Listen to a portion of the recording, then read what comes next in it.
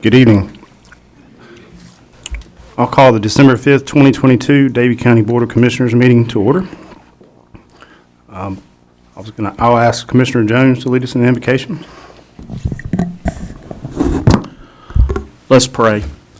Father, we thank you for your mercy, your grace, and your goodness. We thank you for this season that we celebrate new beginnings, Father, fresh beginnings. And Lord, tonight we pray that you bless this meeting, you bless the leadership of this county. We thank you for those that have servants' hearts and that serve the citizens of Davie County. We especially pray for our law enforcement, our fire, our EMS, those that teach our children, that you bless them, that you give them wisdom, you give them strength to speak the truth and to do good things for those that live in this county. And Father, we pray tonight that as we go about the business of this great county, Lord, that you show us your path. We thank you again for your goodness, your mercy, and your grace. We pray this prayer in Christ's name.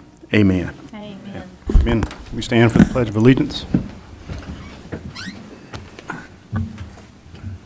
I pledge allegiance to the flag of the United States of America and to the republic for which it stands, one nation under God, indivisible, with liberty and justice for all.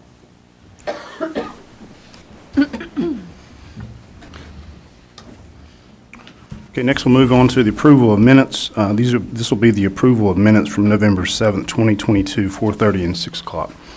Looking for a motion to approve those minutes. Motion. I have a motion to have a second. Second. Motion and a second. All in favor to approve those? Okay, thank you.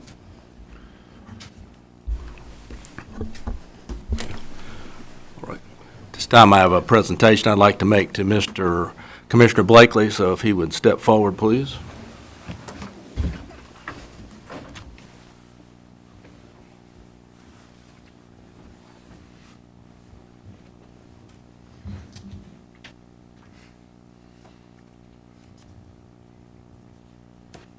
As we all know, tonight's James' last meeting with us, and we want to recognize James for his 4 years of service to the community as a commissioner, willingness to serve, did a great job, and I want to wish him well as he moves on to his next venture. But appreciate you, everything you've done, everything you do for the community, and do have this plaque that does commemorate your 4 years of being commissioner and outstanding service to the citizens of Davie County. So thank you very much.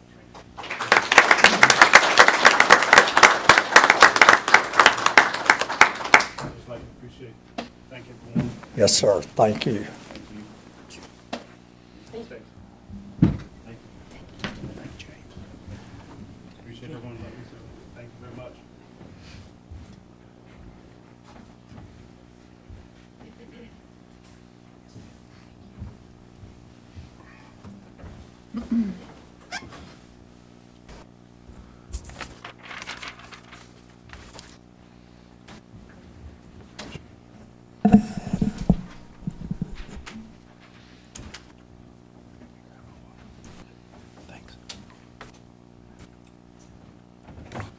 So at this time, we'd like to call up Judge Myers.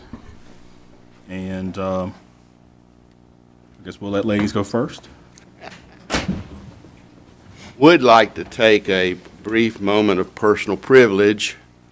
On this date, December 5th, 1994, my father, a World War II veteran, who 50 years before had fought in the Battle of the Bulge with the 2nd Armored Division, robed me as I took the oath of office as a district court judge. And I want to say thank you to the people of Davie and Davidson counties and Iredell and Alexander before they left us for allowing me to serve 28 years as a district court judge. I am going to retire January 1st, but it has been a joy and a pleasure and a highlight of my life to have served you as a district court judge. And also tonight I have accompanying me my fiancée, Michelle Gregory. She's from Davidson County, by the way, but don't hold that against her. But she has come tonight because she would like to see Benita receive the oath of office. And Benita is going to be singing at our wedding on March the 18th. March the 18th. You might want to stop while you're ahead. Okay, Benita, do you have any family members that would like to come and stand with you? Or? Just, okay, all right. Well, you can raise your hand and repeat after me. Say, I, and pronounce your name. I, Benita Finney, Do solemnly and sincerely swear do solemnly and sincerely swear that I will support and maintain that I will support and maintain the Constitution the Constitution and the laws of the United States and the laws of the United States and the Constitution and the Constitution and laws of North Carolina, and laws of North Carolina, not inconsistent therewith, not inconsistent therewith, that I will well and truly execute that I will well and truly execute the duties of the office of Davie County Commissioner the duties of the office of Davie County Commissioner according to the best of my skill and ability, according to the best of my skill and ability, according to law, according to law, so help me God. so help me God. I, pronounce your name, I, Benita Finney, do solemnly swear do solemnly swear that I will be faithful and bear true allegiance that I will be faithful and bear true allegiance to the state of North Carolina to the state of North Carolina and to the constitutional powers and to the constitutional powers and authorities and authorities which are which are or may be established or may be established for the government thereof, for the government thereof, and that I will endeavor to support, that I will endeavor to support, maintain, maintain, and defend and defend the Constitution of said state, the Constitution of said state, not inconsistent with not inconsistent with the Constitution of the United States, the Constitution of the United States, to the best of my knowledge and ability. to the best of my knowledge and ability. So help me God. So help me God. Say aye and pronounce your name. I, Benita Finney, Do solemnly swear do solemnly swear that I will well and truly execute, that I will well and truly execute, faithfully and impartially, faithfully and impartially, discharge the duties discharge the duties of the office of of the office of Davie County Commissioner Davie County Commissioner to the best of my ability, to the best of my ability, according to law. according to law. So help me God. So help me God. Congratulations. Thank you, sir.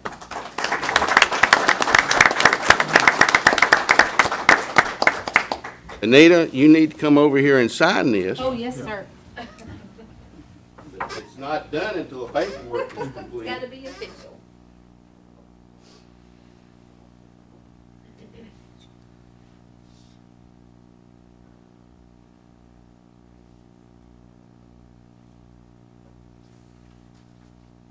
Oh, there's another one.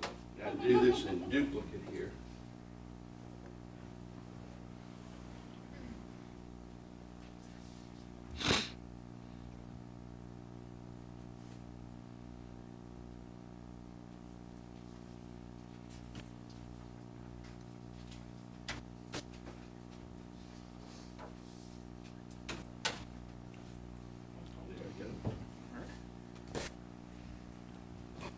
Rensha,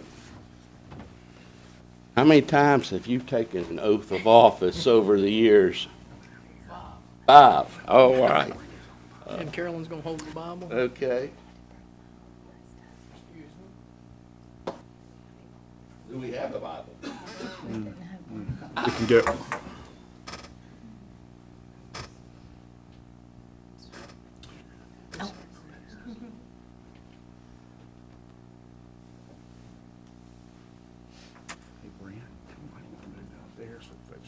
There we go. Yes, we can do that. We'll go out in front. Okay.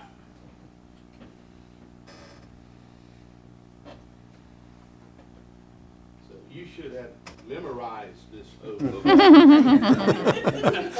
Couple different words.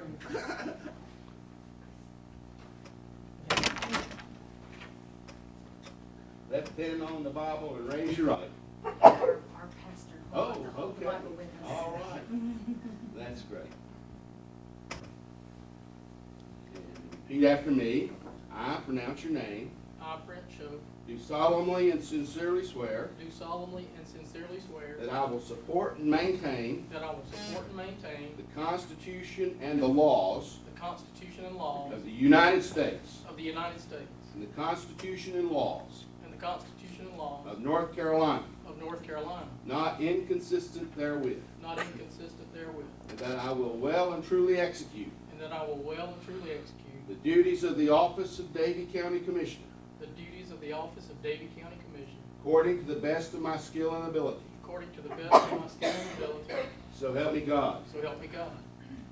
Say aye and pronounce your name. I, Brent Show, Do solemnly swear do solemnly swear that I will be faithful and bear true allegiance that I will be faithfully and bear true allegiance to the state of North Carolina to the state of North Carolina, and to the constitutional powers to the constitutional powers and authorities and authorities which are which or are may be established or may be established for the government thereof, for the government thereof, that I will endeavor to support, that I will endeavor to support, maintain, maintain, and defend and defend the Constitution of said state, the Constitution of said state, not inconsistent with not inconsistent with the Constitution of the United States, the Constitution of the United States, to the best of my knowledge and ability. to the best of my knowledge and ability, So help me God. so help me God.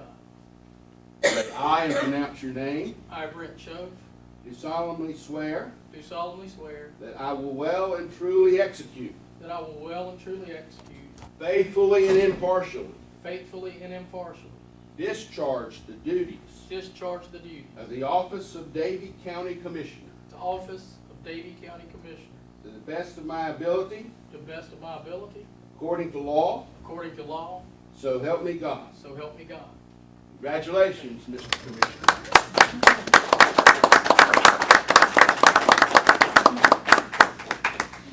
And you've got to sign some paperwork.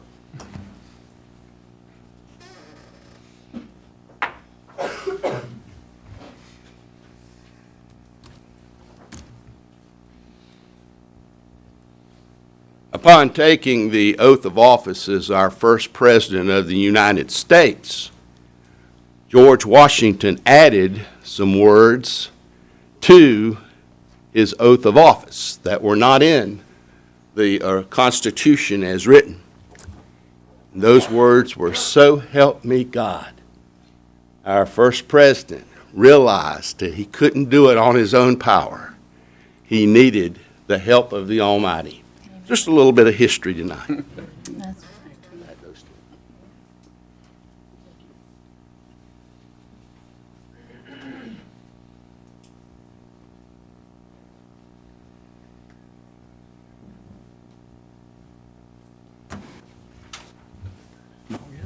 It's all you.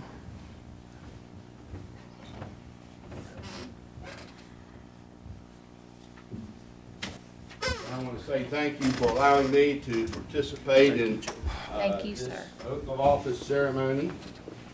And once again, thank you for allowing me to have served you as one of your district court judges. God bless you, and God bless the great state of North Carolina, Davie County, and the United States of America.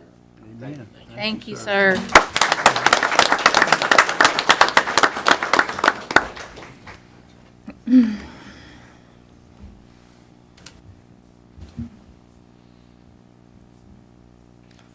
Pursuant to North Carolina General Statute 153A, Section 39, and the Rules of Procedures for the Davie County Board of Commissioners adopted December the 2nd, 2019, the next order of business is for this honorable board to elect a chair and vice chair to this board to serve for the ensuing year.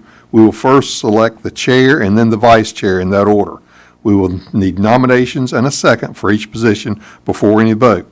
If more than one person is nominated and seconded, we'll have the board vote on each individual in the order of their nomination. The first person to obtain a majority of the possible votes will be declared the chair or vice chair, and the voting will stop at that point. For Robert's Rules of Order, Chapter 15, Section 47, as the invited temporary presiding officer of the Davie County Board of Commissioners, I hereby open the floor for nominations for the position of chair. Do we have any nominations for chair? I would like to nominate Mark Jones for Chair of the Davie County Commissioners. Do we have a second for I that? will second that. Do we have any other nominations? If not, I will now call for a vote for chair. All in favor, raise your right hand. 5-0. I would now declare Mark Jones as Chair of the Davie County Board of County Commissioners for this next year. Next, I'll open the floor for nominations for the position of Vice Chair. Do we have any nominations for Vice Chair? Mr. Chair, I would nominate Benita Finney as vice chair. Do we have a second? I would second Benita for Vice Chair. Do we have any other nominations? If not, I will call for a vote for the position of Vice Chair. All in favor of Benita Finney as Vice Chair, please raise your right hand. I would now declare Benita Finney as Vice Chair of the Davie County Board of County Commissioners for this next year. And I'll now declare the election for Chair and Vice Chair closed, and we'll turn the meeting over to our new Chair, Mark Jones, for all further business of this board. Thank you, Mr. Vogler. No, I'm good. I'm good. Okay, let's move on to our ethics and conflicts disclosure. Mr. Vogler? Yes, pursuant to North Carolina General Statute 168-86 and Davie County Board of Commissioners Code of Ethics adopted December the 2nd, 2019, I have asked each of you before you adopt the agenda if there's any actual potential or perceived conflicts of interest with respect to any matter on the proposed agenda which will come before the board tonight for a vote. If so, please speak up and let the board know now before the adoption of the agenda. Seeing no one speak up, I conclude there's no actual, potential, or perceived conflicts of interest by any board member. Thank you. Thank you, Mr. Vogler. Motion to adopt the agenda. Mr. Chair. Excuse me? Mr. Chair, as staff, we asked that the board consider moving the 3 rezoning public hearings from tonight's meeting to the meeting in January to allow us the proper opportunity to notice those public hearings in the local newspaper. Okay.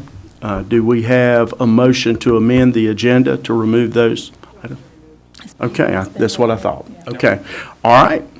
Do I have a motion to adopt the agenda? So moved. Mr. Reniger, Ms. Feeney seconds.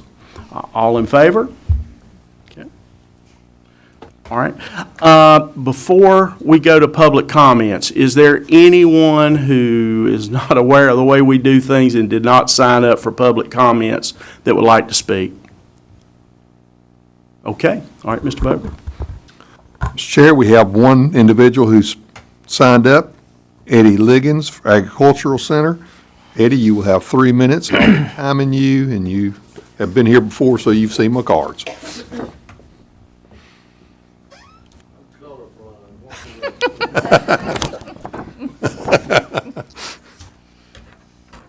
Good evening. I'm Eddie Liggins. I live on Pudding Ridge Road, and believe it or not, I made a few notes before I came tonight instead of just winging it or shooting from the hip or whatever. Congratulations, Commissioner Schoaf. Thank you. And for all of you, congratulations. And we do not agree with you all the time, but we do agree with you a lot of the time, and we trust you to make an educated, informed decision, which is best for Davie County. Tonight I'm speaking on something that's dear to my heart, agriculture. Agriculture is about a 96 billion, that's with a B, industry in North Carolina. Davie County is part of that. Davie County needs a new ag center, a new ag complex, so we can have lots more educational programs, demonstrations, and who knows, the town of Moxville. Seems like every year they're looking for a new place to do their farmers market. This will be a great place to have a farmers market out there with a new ag center. Multi-purpose facility, which would have lots of things, youth events, adult events, animal shows, livestock shows, demonstration garden, all kinds of educational things. People seem to forget at times that food does not come from the grocery store. It comes somewhere else first. Then it goes to the grocery store after it goes to a bunch. Somebody has to grow it. These flowers here, they're agriculture, these poinsettias. It's amazing what goes under the agricultural setting. There's two phrases I do not want to get involved in this effort. Two agricultural phrases. One is stuck in the mud. We don't want to be stuck in the mud. Number two, we don't want to be spinning our wheels with this effort. Let's try to, y'all can find the money. Find money for everything else, most of the time. But anyway, it is it's a very important industry here in Davie County as well as this North Carolina. So again, keep this not on the back burner. Let's try to move it toward the front burner so we can all continue being served at least 3 times a day. And to my friend Commissioner Reniger, go Pack.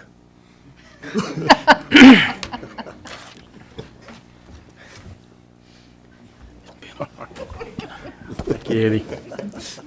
0-6. All right, item 11, rub it in, Terry, rub it in right.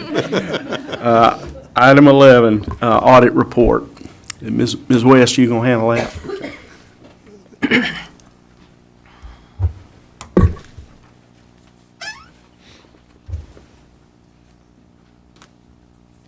Yes, good evening. We have here tonight a representative from Martin Starnes that will present our fiscal year 22 audit for the year ending June 30th, 2022. As most of you know, we have already had to get our audit into the local government commission so that we can be on their agenda for tomorrow for the water loan for the water treatment plant that we have construction starting on next year. And also, we had to send in the letter for financial areas of concern. We talked about before fund balance. Our fund balance percentage has decreased again since the previous year. And she'll go over that just in just a second.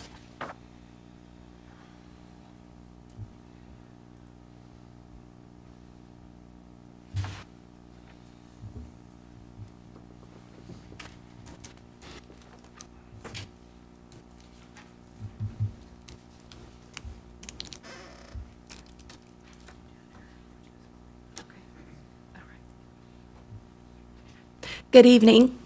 I am Cassie Wilson, auditor, the senior auditor for Martin Starnes and Associates on the Davie County audit. This was my first year assigned to the audit for Davie County. So if you have any questions or anything, I typically do it as we go through the slides. Feel free to stop me at any point, and I'll be happy to discuss it if we need to go back. If Robin needs to step in for anything or the manager has anything to say, feel free at any point. So we issued an unmodified opinion. That is a clean audit report. That is the highest level of opinion that you can receive from us.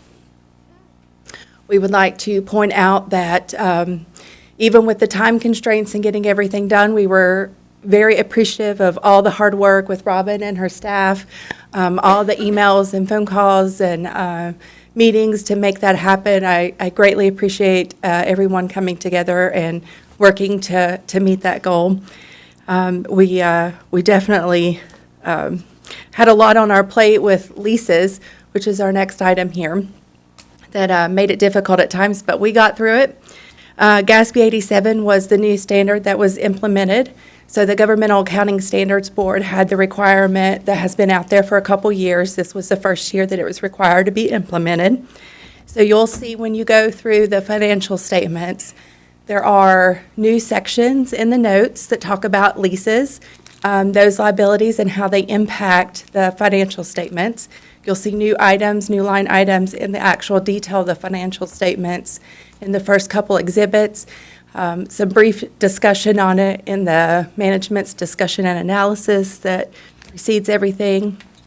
But if you have any questions as you're going through that, please don't hesitate to reach out to our firm. You have either my contact information directly, or you have the senior on the audit, Bo Hildebrand.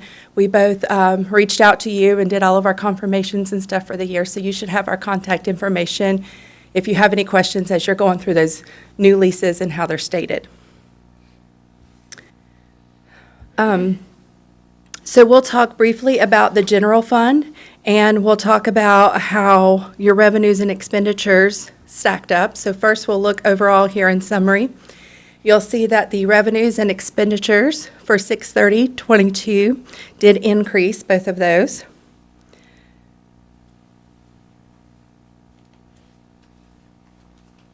Now we talk about the actual fund balance and how that changed.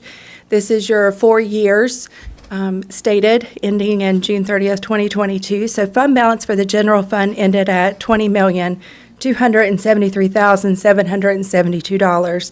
So that was about a $2.5 million increase in your fund balance for just the general fund. And we'll talk about what drove that. So in particular, what the LGC looks at is your stabilization by state statute. So this is looking at that along with what they call the available for fund balance calculation.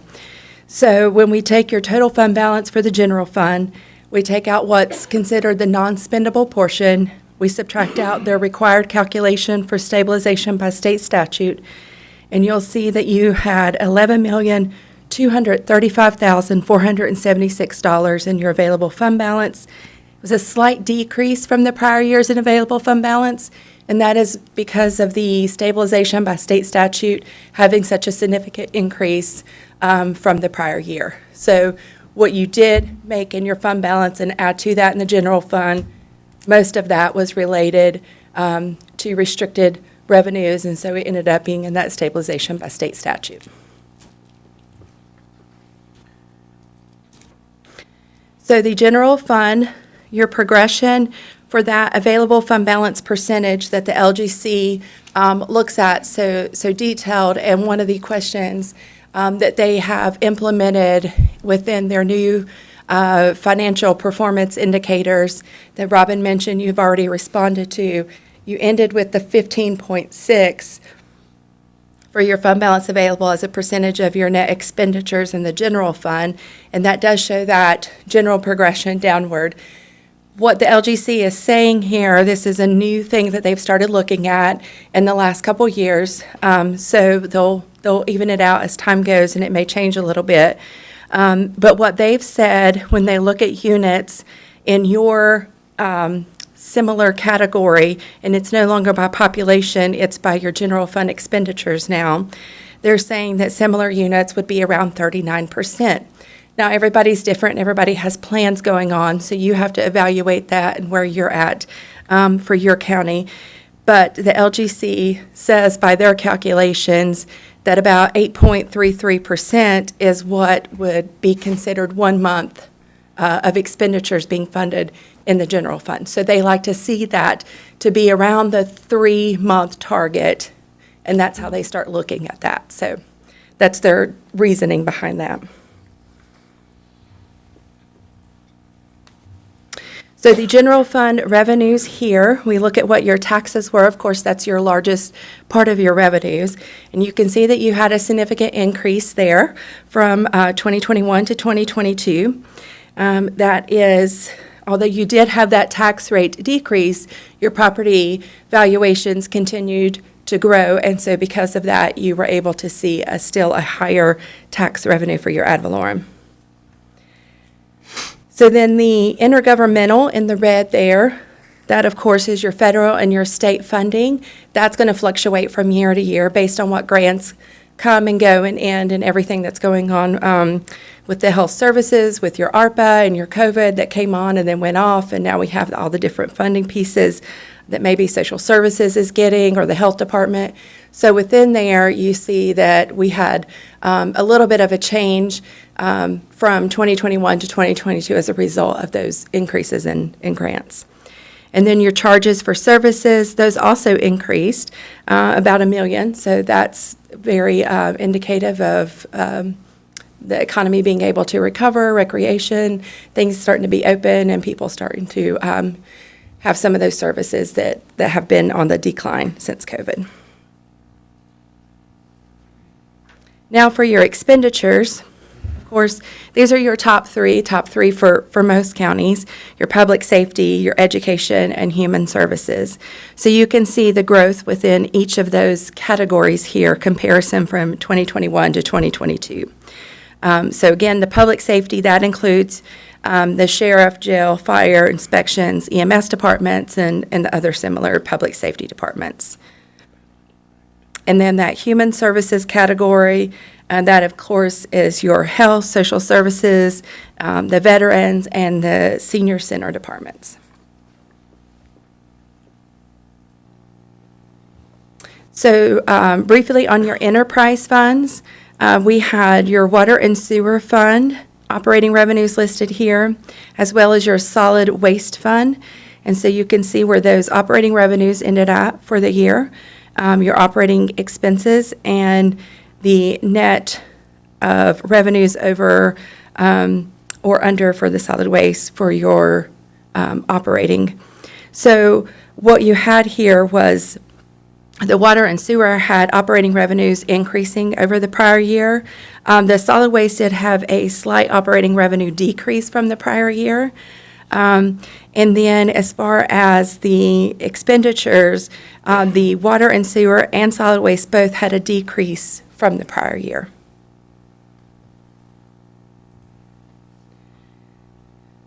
You can see that we had positive cash flows for your water and sewer for this year and the prior year. The solid waste fund, which is the non-major one that's listed there, that did have, still had a negative cash flow from operations, but it wasn't as negative as the prior year. But what is important is looking at what that unrestricted net position is.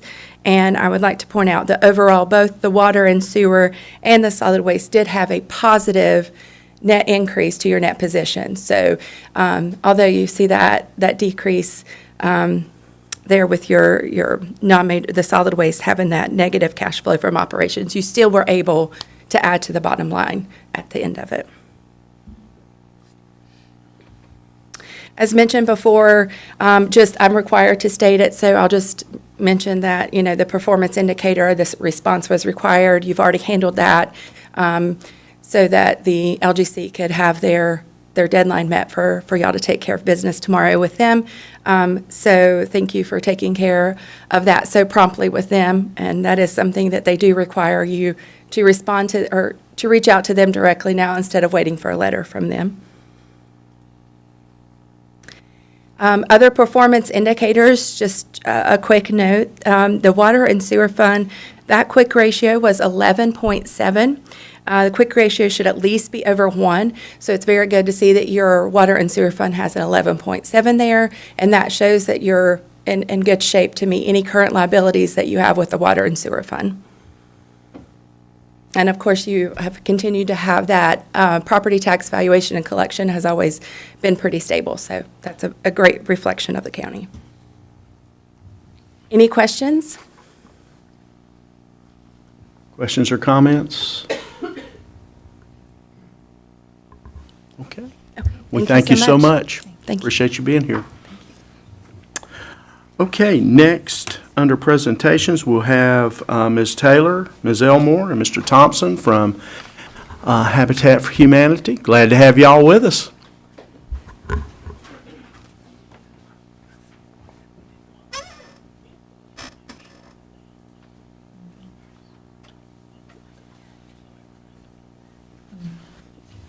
First of all, I want to say thank you for the opportunity to come speak, and just a quick little note.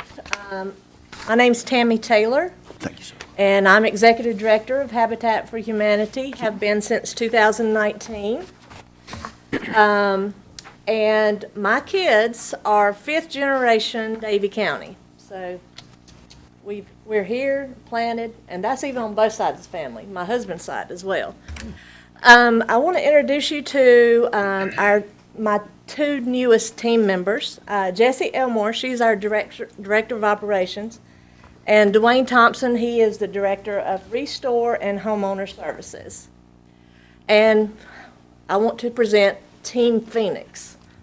As you know, Habitat Davie has sort of been sidelined for the last couple of years, and we've taken the time during COVID to restructure and reorganize the foundation, no pun intended, for our organization. And that being said, in order for us to grow and meet the needs of the community, we needed to hire our staff to make sure that we're able to meet international guidelines as well as state guidelines and Davie County. So, let's see who we are. Of course, a lot of people know what Habitat Davie is and what we do. Yes, we build homes, but we also serve our community in multiple ways.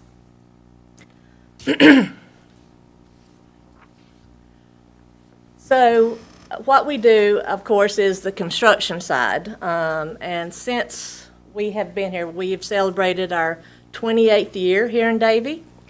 And during that time, we have served 26 families, 19 of which were new constructions, 2 rehabs, and 5 critical home repairs. Of course, Habitat is a mortgage lender. We hold the mortgages for our homeowners. We also have a side that is the family services side, which we will offer classes and just the necessities to be a dependable and responsible homeowner. And of course, we have the Restore operation, which is our retail. And we'll go in a little detail on each one of these. I'm sorry, I've got a little frog in my throat. So how do we do what we do? Of course, it's through our partnerships. And our partnerships go totally throughout every aspect. We have the partnerships with our families. We have the partnerships with our sponsors. We have the partnerships with our donors. We have the partnerships, of course, with our community.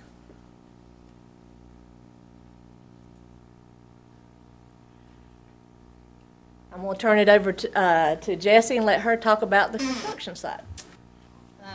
Jamie? So good to see you all. Thanks for having us. When I first started public speaking, I was used to being out in the field in front of volunteers. I worked for the Habitat Wake affiliate for 9 years. So if I get really excited and start talking really fast, it's because I'm used to talking to people who don't really want to hear me talk as much because they're ready to get out there and get on the roof and volunteer and hammer nails. And before Habitat Wake, I went to NC State. Thank you for that. We're just really excited to tell you a little bit more about what we got going on out here in Davie County. We are going to be building 2 homes next year. This is a typical Habitat house plan. Whenever we are choosing our plans, we like to make sure that it's going to be volunteer friendly to build because volunteers are going to be a huge part of what we do.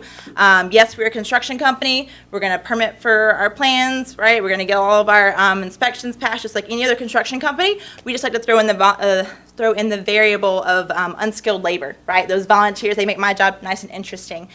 We pretty much have volunteers on our job sites doing everything from the framing to the roofing to the siding, putting in doors, windows. It's really going to be a community project. Through the about 13 weeks is when I'm planning for the build, we will open up 400 volunteer opportunities for our community. That can be your high school students, that can be churches, that can be corporate groups. Some of the sponsorships that Tammy mentioned that we're hoping to go out in the community and get is from those manufacturing plants who their workers will be the families that we hope to target with this. So the Reeves, the Gildans of the world. So we're meeting with those folks, talking about how they can be involved eventually at a sponsorship level, but also as a volunteer level, right? Bring out your corporate group to come to a team building day. So really excited about that opportunity. I think I'm originally from Wilkes County, but Davie County, I've been here now for a few months commuting to you all, and it just seems like a really supportive, awesome environment. So I feel like there's going to be a lot of opportunity, hopefully, to get the volunteers involved, eventually sponsorships. And then, of course, our partner families is that third component that Tammy mentioned. Whenever our volunteers are out on the job sites building, our families will be there. And so they do have to do 250 hours of sweat equity that's required for them to move into their homes. After they help us to build their home, they get a year warranty with that. But along the way, there's a bunch of education that goes into that as well. They take homeowner classes, and they, which is actually we're bringing in the community as well to help volunteer and run those classes with us. We have some people that are maybe educated in finance. They'll help our families learn how to finance their mortgage, all that stuff. I'll be with them through the process of building. So just think how beneficial for those of you that are homeowners it would be to get to build your own house, right? You're gonna know how to fix a piece of siding if maybe a storm rips it off or a kid kicks a hole in the drywall. You're not gonna have to pay for those services when you can be an empowered homeowner and learn to do it yourself. We're just really excited to be out in the community. Our first home is gonna be right around the corner in Moxville in the Ridgemont neighborhood. Currently working on getting some permits pulled for that. And we're just really excited about that aspect of it. So to tell you more about our most important component, which is our families, is Dwayne. Again, thank you for having us here. My background with Habitat, I've been with Habitat now going on 20 years, mostly with the Restore, so I'm just stepping into the family service part of it. And when I stepped into family service, I started looking at the requirements to become a Habitat homeowner, and I started going, well, I've always thought, and maybe everyone else has thought, Habitat builds affordable housing. So what's your first thought when anyone says affordable housing? Government. Government. That's right, but that's not who we are. We are not building affordable housing. We are making mortgages affordable. We are a mortgage company. Our goal is to make sure the mortgages are affordable. So what we are really and truly building, every one of our houses are going to be sold at fair market value. Appraiser comes out, says the house is worth $180,000. That's what we have to do. We have to sell it for that $180,000. You're going, gosh, that doesn't sound very affordable for our homeowners. Well, that's where we come into play to try to figure out how we make it an affordable mortgage. Tammy will be asking the county for some help with that and figuring that out. But who we're serving is the police officers. Families of four making somewhere in between $30,800 a month and $61,400 a month. Those are the families that we're looking for. Now, we serve every family size out there from 1 person to 10 people, but our target is those family of fours making that amount. As you go to 1 person, that amount goes down. If you go up to 10 people in your family, the amount goes up, of course. But all those are set by HUD guidelines that we have to follow. So it's one of those, who do you know out in the community that may be a first responder, school teacher that falls in that income level, that's living in an apartment right now and just needs a little hand up to get moving in the upper mobility direction? Send them our way. We can start moving them up in that upper mobility. And we just added another picture. The school teacher there. So who can qualify for a Habitat of Davie County home? Well, first they have to live here in the county. We changed our bylaws a little bit. We're saying live or work. So if someone has lived in Davie County for at least a year or has worked in Davie County for at least a year, then they can qualify for a Habitat home in Davie County. They have to meet those certain income requirements, of course. They have to be a first-time home buyer, and then they have to agree to be a partner family with us. And those partner families, Jess has kind of already hit on some of that. They have to say, hey, yes, I want to volunteer those 250 hours, building their house, building a neighbor's house, and volunteering with other nonprofits in the community. So we're wanting to build community, not just a house.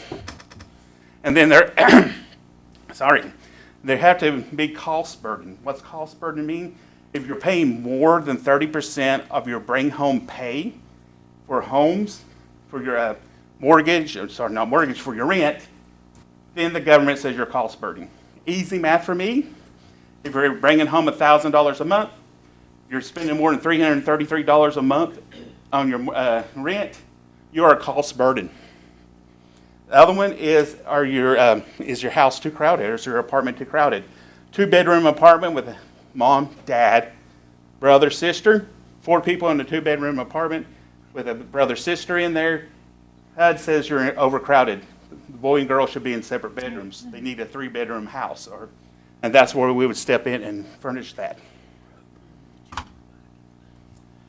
Next thing is the Restore. My cup of tea, I've been doing Restores now going on 20 years. It's a fundraising arm for Habitat. It helps us raise money to cover my salary, Jess's salary, Tammy's salary, so that every money that the sponsor gives to us, all the money that may come in from the community, all goes to build the houses. Doesn't go to pay my salary or anyone else's. Our Restore going in Davie County is up and, not up and running, but it's getting there. They're actually doing the decon on the building right now. It's going to be in the Bermuda Quay Shopping Center, right across the street from Bermuda Run Country Club.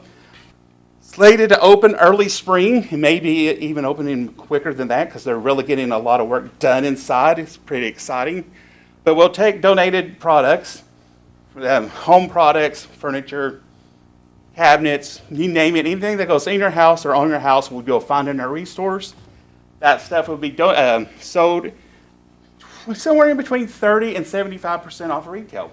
If it's brand new, and we do get brand new items in our Restores, it'll be about 30% off your cheapest price you can find on the internet. So you find a sale price at $1,000 on a sofa, you're going to probably pay $700 for it. In the Restore, you're going, that's not a good deal. Well, it's better than paying $1,000, right?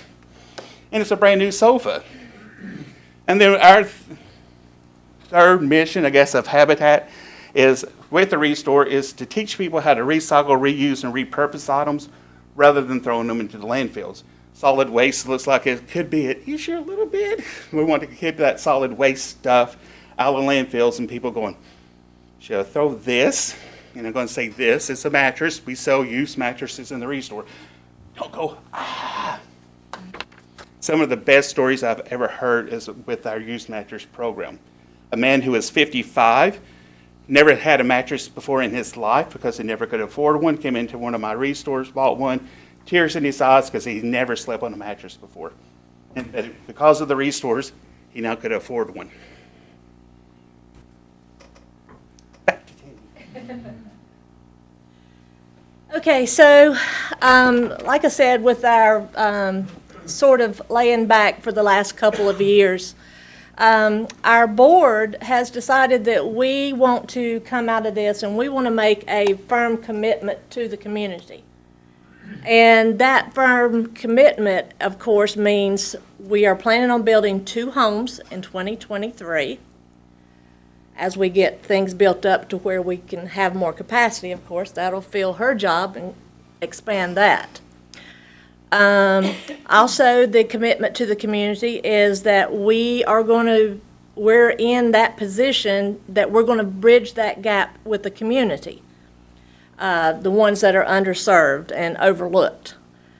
It's not the impoverished, and it's not the ones that can get a traditional loan. It's the ones that fall in that crack. Of course, one of the options that we can provide is neighborhood revitalizations. When we go into a existing subdivision, especially if it's aged, and we start building on some of the available properties, you got a brand new house and got a nice front yard. Well, the neighbor says, "Ooh, let me go trim the bushes," and then the other neighbor says, "Ooh, we need to paint our door," you know. So it's like this chain effect that happens. And of course, our commitment through the community engagement and our volunteer opportunities. That's where that's how we get things done, is through the volunteerism and the donations and the sponsorships. And of course, Dwayne talked about having the Restore, which will house our ministry offices as well.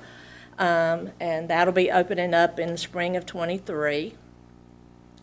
And of course, there's a positive economic impact across the board. It helps our community, meaning the workers out in our corporations.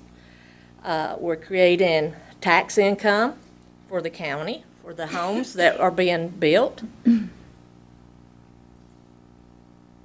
So what do we need from the community? Of course, our tagline is partnering. We would like for the community to support us and being a partner through awareness and advocacy. Also, we would love to be considered inclusion and support in any future planning. That's the economic development strategic plan, the aging in place plan. We can help with that. The Davie County Comprehensive Plan. And another way that the community can help is through land acquisition, development, infrastructure, and construction costs. Because everything that we have helps the homeowner. Everything that we are able to cut costs on, in turn, helps the homeowner. And of course, last but not least, shop, donate, and volunteer. And that's for everybody. That's all across the board. So we have some handouts here that we gave you. The first one is, it looks like the sponsorship package. And that is what we are presenting when we go and meet with the corporations and the businesses within the county. We just wanted you guys to see exactly how we are approaching them and for what reason we're approaching them. And the other handout, of course, is a homeowner brochure. Now, that is what we are giving out to HR departments so that they can say, hey, we've got Jane Smith here that has worked here for 5 years. They're dependable. We love them as an employee and we want to support them, but they're having trouble because they don't have a house. They don't have the roof is falling in. How can we help? So by getting plugged into these HR departments, we're able to get to this workforce to represent them. And this is the criteria that they would be looking at to decide whether they would be a fittable homeowner. Does anybody have any questions? Go ahead, Brent. What's the best way, or how are y'all going about coordinating your efforts with volunteer groups, like to schedule the logistics of how they would come in, like at the, like has the school system been involved, or if Davie County government got 8 volunteers together that were willing to do it on behalf of the county, how does that process go? Well, I mean, there's multiple avenues for the volunteer. Of course, the number one is volunteering to build the house.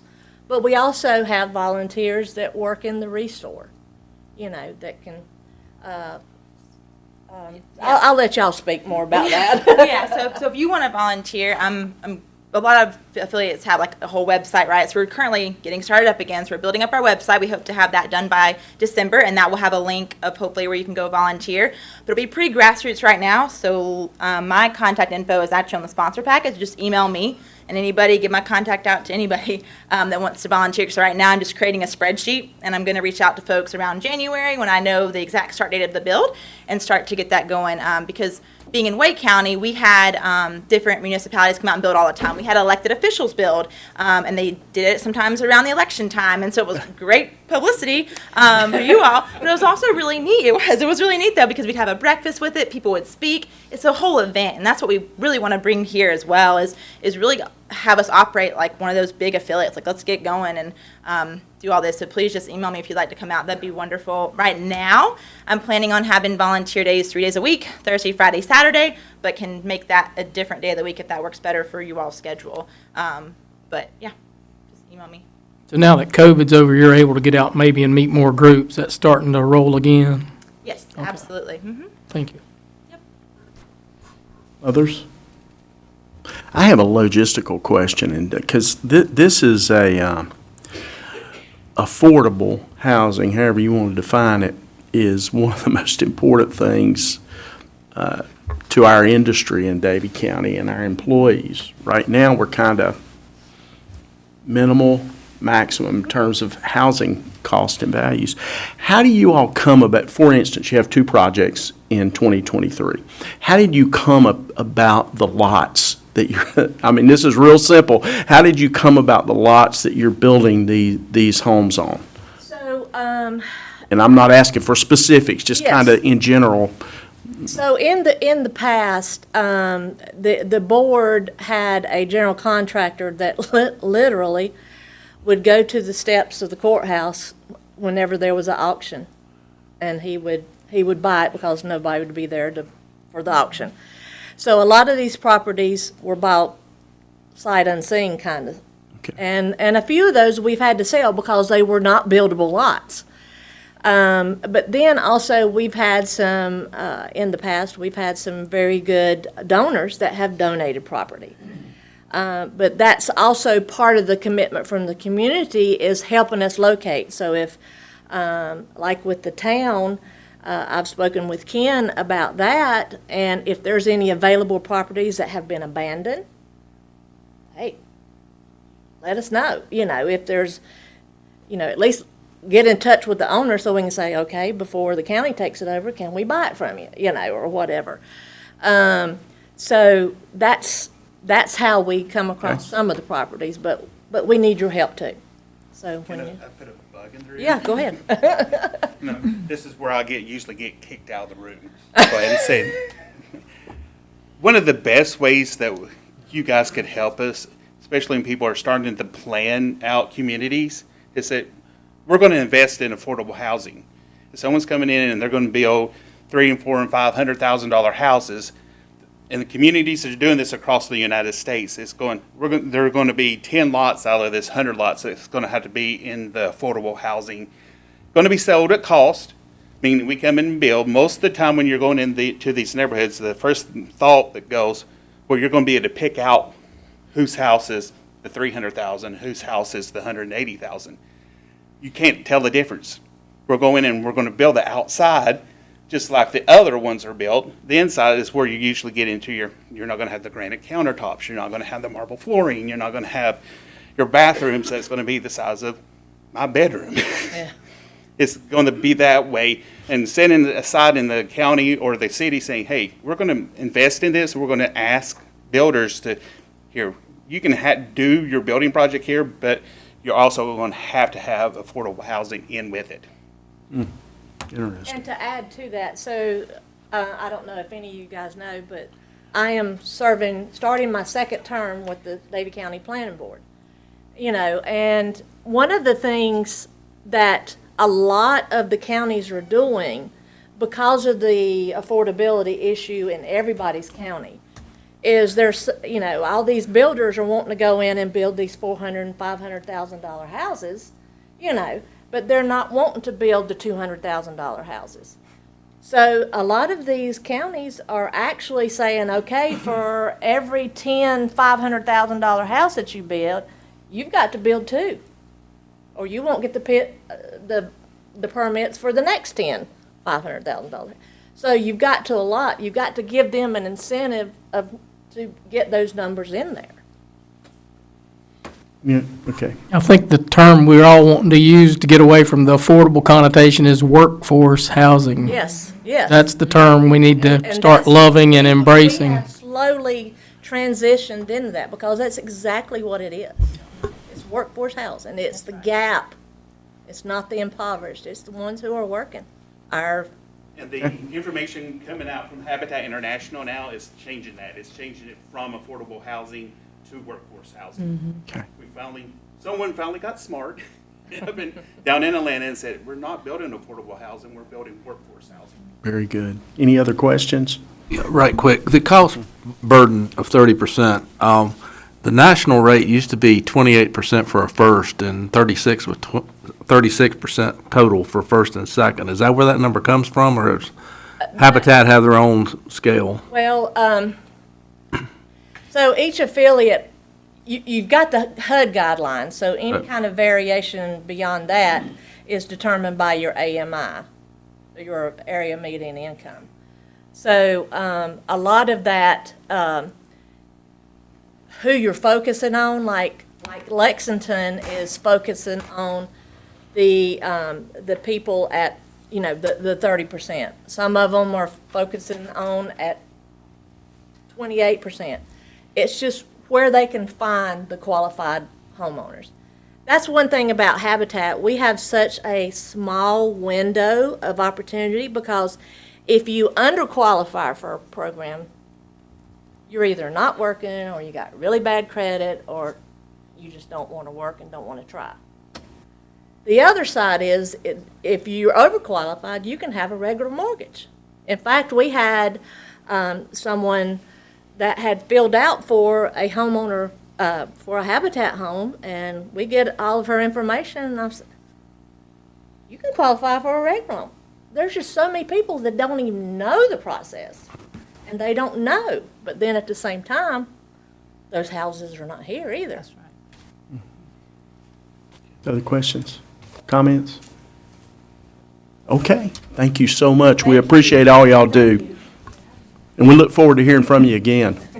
Keep us in the loop. All right, we'll hear you. Okay. Item 12, consent agenda. Do I have a motion to approve? So moved. Approved. Okay, Ms. Benita made the motion, Richard second. Thank you. All in favor? Uplifted?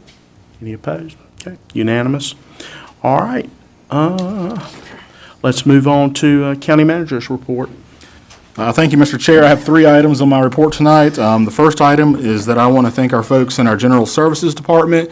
Some of you may have known, right before Thanksgiving, we had an issue with the heating at the courthouse. Our folks were able to order the parts and get them in place right before the Thanksgiving holiday.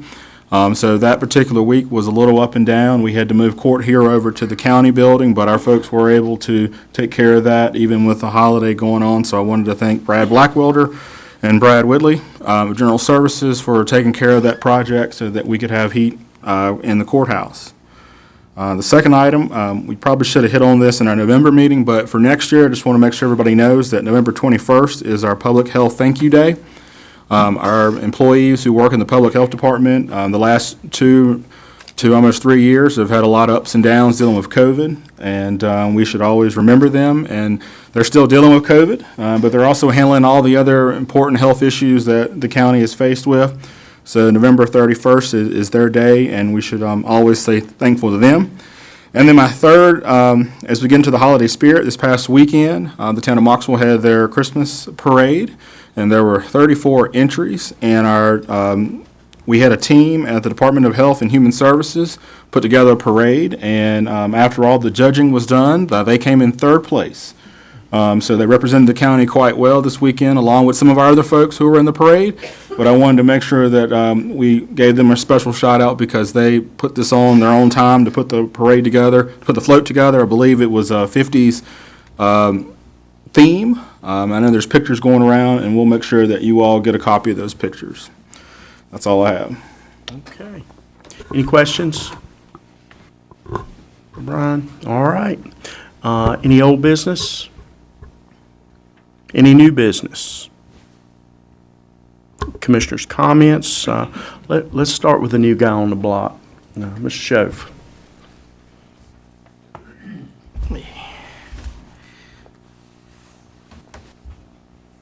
Get rid of that. Okay. Decided to prepare most of my comments because one thing I've learned from watching you all and talking to you all over the years is that people tend to hang on every word that we say and like to be sure to point that out when they talk to you. So I want to be careful about that and try to say what I mean and mean what I say.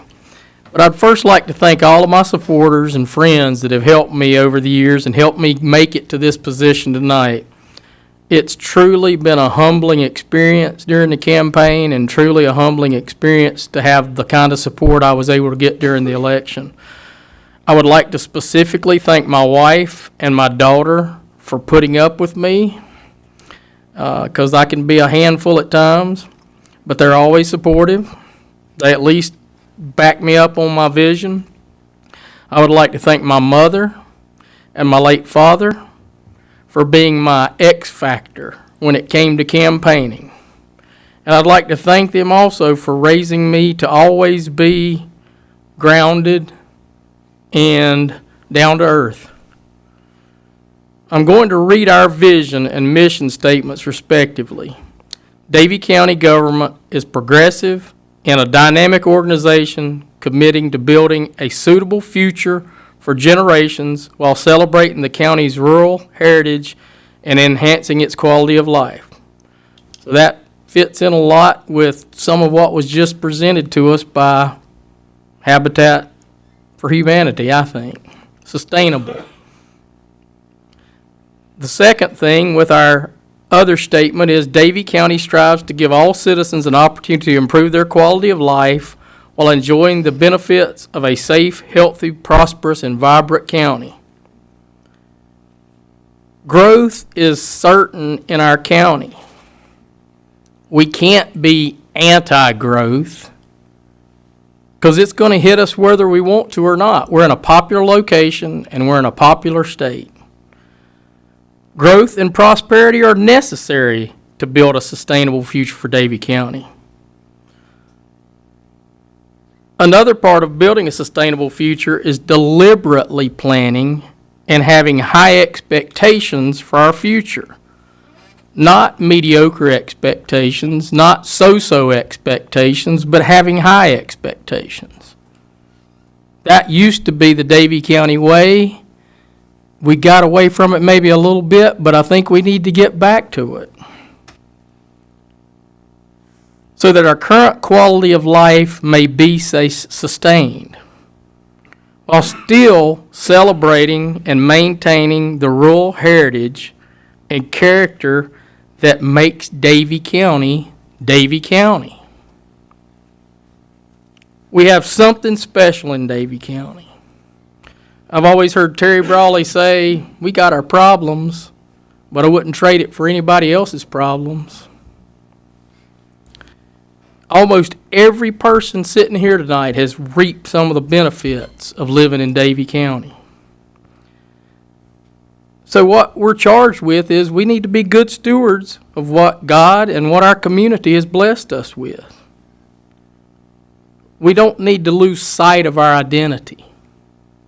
We need to grow, we need to prosper, but it needs to be deliberate, purposeful, and with a well-thought-out agenda.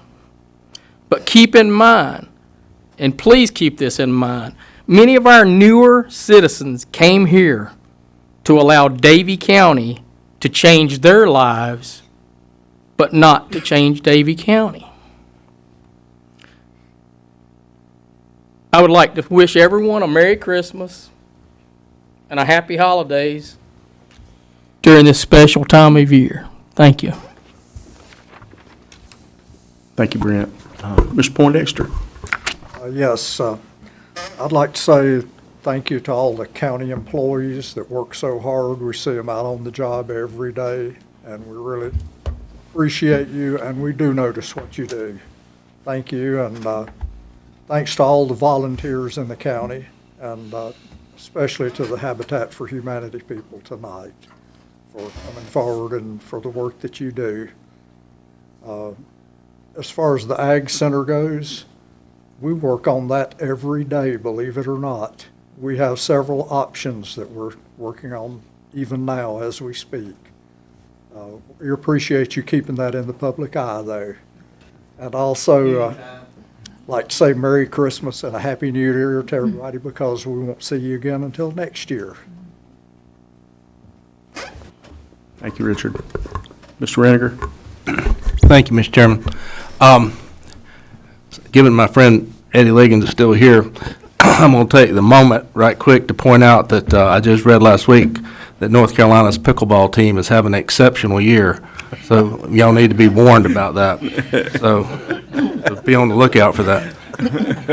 But anyway, but on a serious note, I do appreciate everyone coming out this evening. I want to congratulate Mr. Schoaf, Ms. Finney for their taking the seat for the next 4 years. Look forward to working with them. Can't believe it is Christmas, but I want to wish everyone a Merry Christmas and a Happy New Year, and look forward to 2023. Thank you. Thank you, Mr. Rittiger. Ms. Finney? Thank you, Mr. Chairman. Last week, we were privileged to celebrate with many of our employees for their service awards from 5 years to 35 years. We celebrated employees as they reached those milestones, and we're just very appreciative of all of our employees, but we really enjoy getting to celebrate that time with our milestone reachers.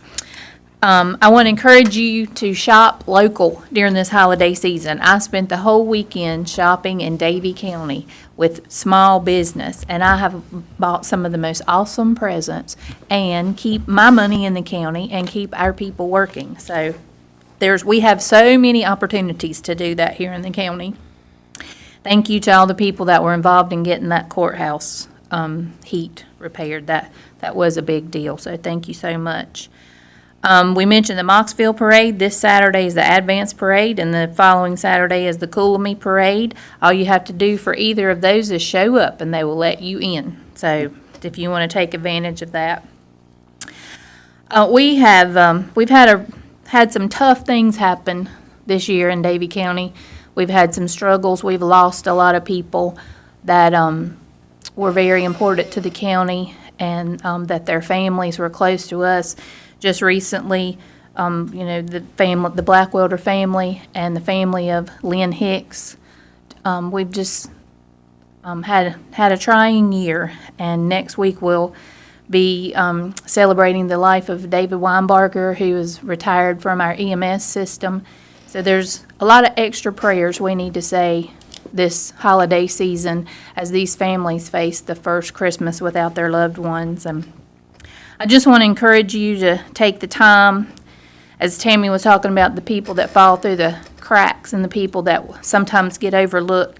Look around and try to find those people that are overlooked.